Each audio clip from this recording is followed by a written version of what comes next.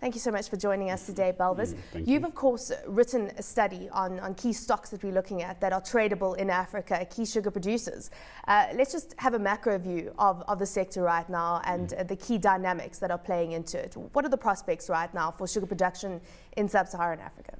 Okay, first of all, Africa currently produces 6.5% of world sugar production while consuming 11%. That means there's a deficit, which currently is being covered by sugar imports mainly from Brazil. The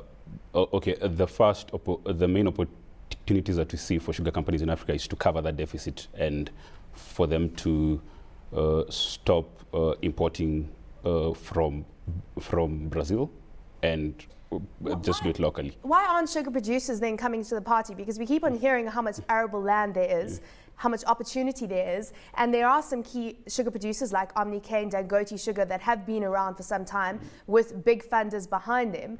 Why aren't they seeing the gap and filling it, basically? Okay, you mentioned Dangote Sugar. Dangote is currently working on a project in Nigeria and their Savannah group, whereby they are planning to produce 1 million tons of sugar by 2015. So they'll be growing their own sugar cane and milling it. So they are seeing the gap and they are looking to fill it, basically. Yeah, they're actually working on it at the moment. Yeah. For a place like Omni-Cane operates in Mauritius, where it's a bit tricky. Being an island, there is only limited land for them to grow, and there are competitive pressures from things like property, so it's a bit tricky for them to increase production there. And I suppose the sugar producers, you mentioned Omni-Cane is also ENL land. They have to look at their land and say, what is the better way to use this land? What is the prospects for that? So are we going to continue to see less production coming from Mauritius, or they're taking their skills and investing in sugar production outside of Mauritius? Okay, if you look at Mauritius, the main theme there is they are diversifying away from sugar. One of them is, like, if you look at Omni-Cane is a major energy producer, whereby now about 90% of their operating profit comes from the energy unit, so they're moving away from sugar. ENL land is also going through a restructuring process where they'll be more focusing on property rather than sugar.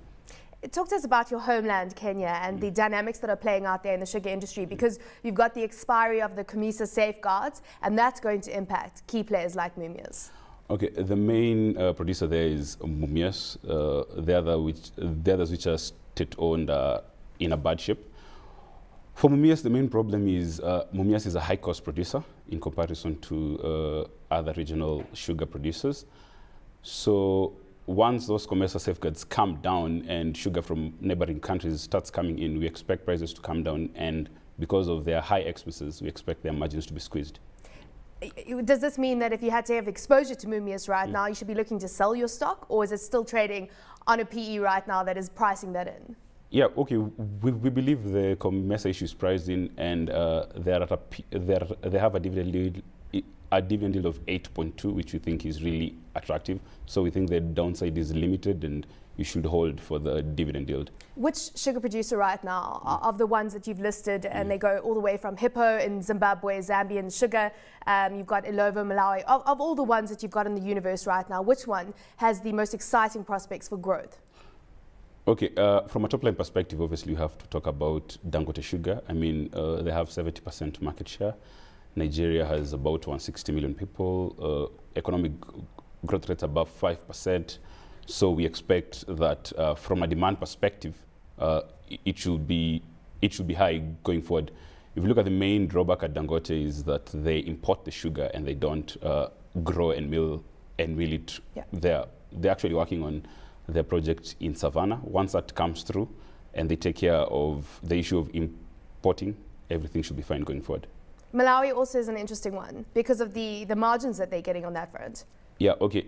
Illovo Malawi actually is one of the most producers in the world in terms of, if you look at the EBITDA margin of around 40% against an average of about half that.